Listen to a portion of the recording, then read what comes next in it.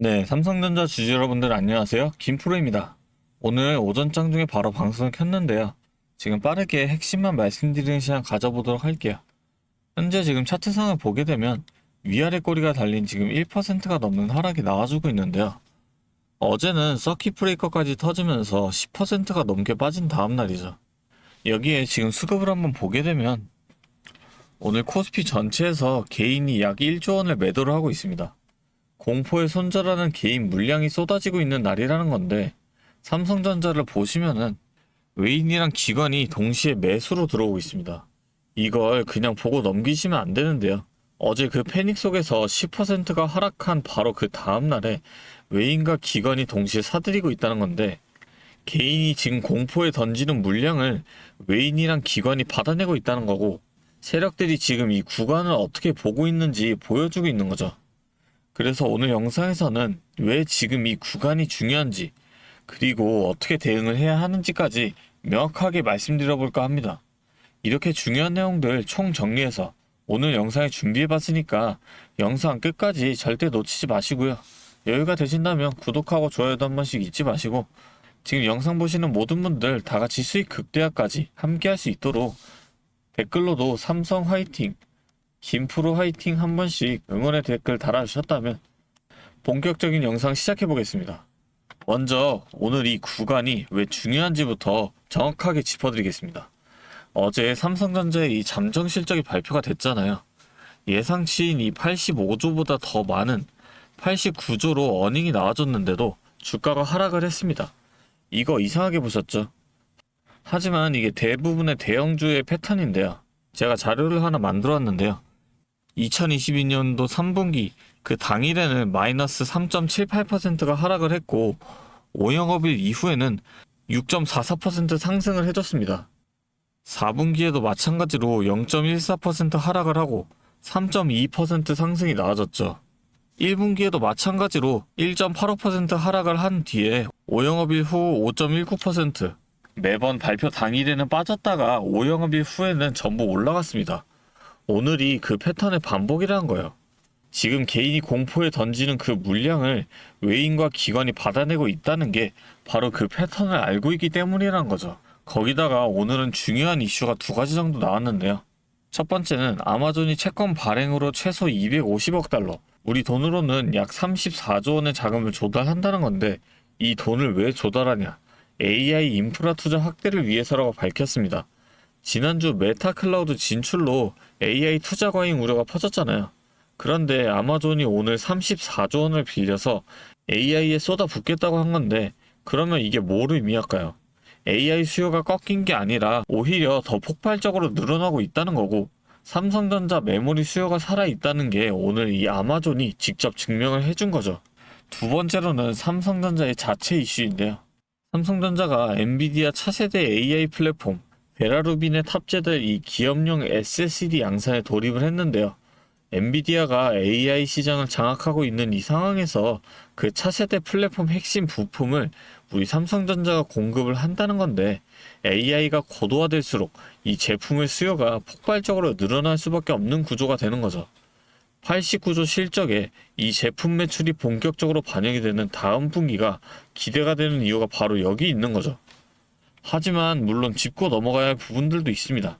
당장 내일은 옵션 만기일이 있고, 다음 주 화요일 7월 14일에는 이 CPI 발표가 있는데요. 이 CPI가 어떻게 나오느냐에 따라서 7월 29일 FOMC 금리 결정 방향이 달라질 가능성이 높습니다. CPI가 내려가면 금리 동결 기대감이 높아지면서 달러가 내려가고 외인들의 매도 압력이 줄어들 수 있지만, 반대로 올라가게 되면 금리 인상 우려가 커지면서 변동성이 한 번 더 나올 가능성이 있는 거죠. 그때까지는 하루하루마다 이 노이즈성 변동성이 이어질 가능성이 있습니다. 하지만 저는 그 변동성이 나오는 구간이 오히려 분할로 담을 수 있는 기회로 보고 있는데요. 왜냐하면 7월달은 구글을 시작으로 메타, 마이크로소프트, 아마존 실적이 줄줄이 나오는데요. 이 빅테크들이 AI 인프라 투자를 유지한다는 게 숫자로 확인이 되는 순간 어떻게 되겠습니까? 지금 시장을 짓누르고 있는 이 AI 투자 과잉 우려가 한꺼번에 거치게 되면서 반도체 섹터 전체가 살아나는 흐름이 나올 가능성이 높다는 거고, 오늘 아마존이 34조 원을 조달한 걸 보면 그 가이던스가 어떻게 나올지 예상이 되지 않습니까? 그렇다면 지금 이 자리를 놓치면 그때 올라가는 걸 뒤에서 쫓아가게 된다는 거죠. 정리하자면 아마존 34조 AI 투자로 메모리 수요는 살아있다는 게 확인이 됐고, 삼성전자의 엔비디아 베라루빈 SSD 양산으로 차세대 AI 수혜가 시작이 됐고, CPI와 빅테크 실적이라는 두 가지 트리거가 이번 달 안에 기다리고 있는 상황이라는 거죠. 이런 이유로 저는 지금 이 구간을 분할로 담아야 할 타이밍이라고 보고 있습니다. 물론 아무 데서나 따라붙는 건 리스크가 크기 때문에 그건 제가 절대 권장을 드리지 않습니다. 오늘 말씀드린 근거들을 보시면서 새로운 이슈들을 체크하시고 정확한 판단으로 기준을 세운 뒤에 밑꼬리가 달리는 그 구간에서 분할로 들어가셔야 한다는 거죠.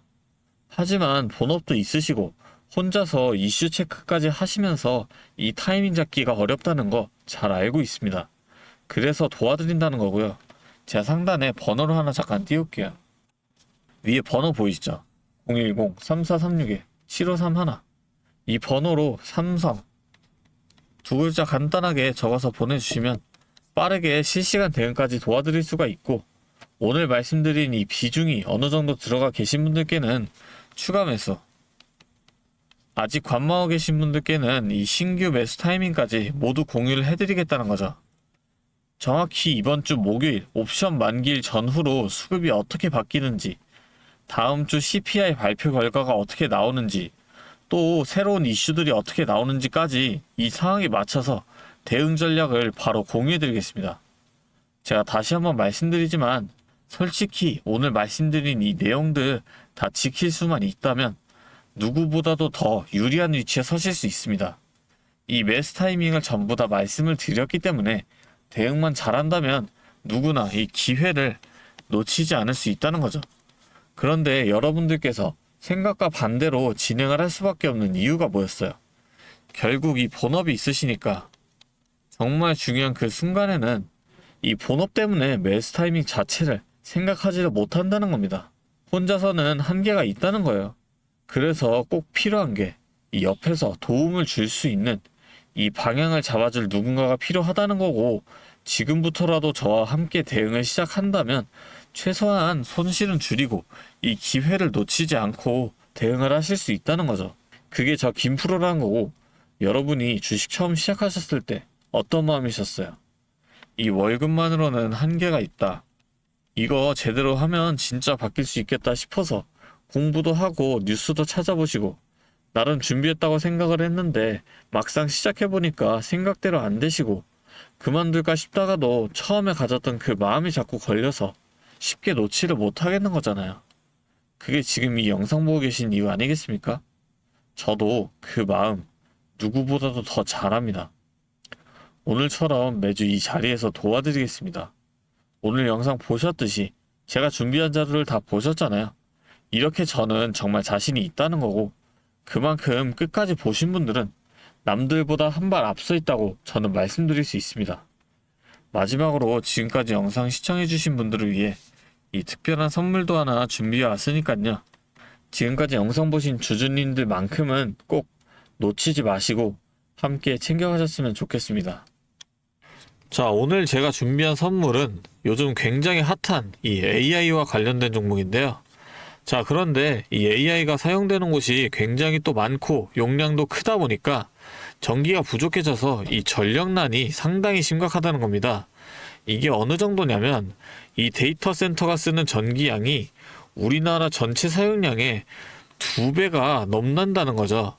그래서 이 데이터 센터 기업들이 가장 먼저 해결해야 하는 숙제가 바로 이 전력난을 해결하는 겁니다. 자, 그런데 이 전력난을 해결하려고 발전소를 더 지으려면 이 10년이 넘는 시간이 걸리는데 당장 내일 전기가 모자란데 10년은 너무 길죠. 그래서 오늘 가져온 게 가상발전소인데요. 이 가상발전소는 정부와 기업도 큰 관심을 보이는 핵심 사업이라는 겁니다. 그러면 이 가상발전소는 뭘까요? 실제로 발전소를 짓는 게 아니라 여기저기 흩어져 있는 전기들을 네트워크로 묶어서 하나의 발전소처럼 통합 관리하는 시스템인데요. 예를 들어서 전기차 배터리에 남은 전기를 전력망에 다시 팔아서 수익을 낼 수도 있는 겁니다. 이런 식으로 전국의 남은 전기들을 AI가 모아서 마치 하나의 거대한 발전소처럼 운영하는 거죠. 사실 지금까지는 전기를 절약해야 한다, 이렇게만 생각했잖아요. 그런데 이 조건 자체를 바꿔버린다는 겁니다. 이 발전소를 무작정 지을 수 없다면 있는 전기를 얼마나 효율적으로 쪼개서 쓸 수 있느냐가 핵심이 된 거예요. 이게 바로 이 가상발전소가 앞으로의 시장을 지배할 수밖에 없는 이유가 되는 겁니다. 이미 테슬라에서는 일본에서 가상발전소 사업을 전국으로 확대했고요. 우리나라 정부도 제주도에서 이미 시범 사업을 운영하는 중이죠. 결국에는 이 가상발전소, 즉 VPP 사업이 미래의 핵심 사업으로 자리 잡을 수밖에 없는데요. 제가 이 중에서도 무려 5년 전부터 이 가상발전소를 준비해온 특정 종목 한 가지를 가지고 왔습니다. 이 기업은 다른 경쟁사들이 이제 막 가상발전소 사업에 뛰어들 때 이미 5년 전부터 대기업들과 인프라 구축을 마쳤고, 범용성 또한 한 가지에 묶여 있는 게 아니라 아파트, 상가, 공장, 그리고 전기차 충전소까지 서로 다른 에너지를 컨트롤하는 독보적인 통합제어 기술을 이미 갖추고 있다는 겁니다. 다시 말해서 에너지 효율을 뽑아내는 기술력이 시장 평균보다 이미 30% 이상 앞서고 있다는 평가를 받고 있어요. 그렇다면 올해 2026년 분산에너지 특화 사업이 본격화되면 어떻게 될까요? 이 기업의 소프트웨어가 전국에 깔리게 되는 압도적인 점유율을 예상해 볼 수 있겠죠. 그렇다면 우리는 남들보다 한 발 앞서서 이 수익의 길목을 지키고 있어야 큰 수익을 가져간다는 겁니다. 자, 제가 지금 정말 공들여서 분석한 이 종목 정말 궁금하시죠?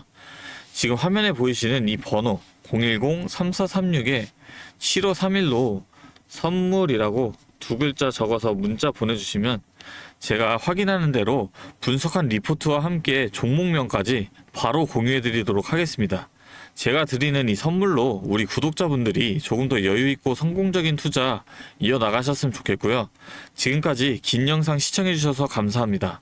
김프로였습니다.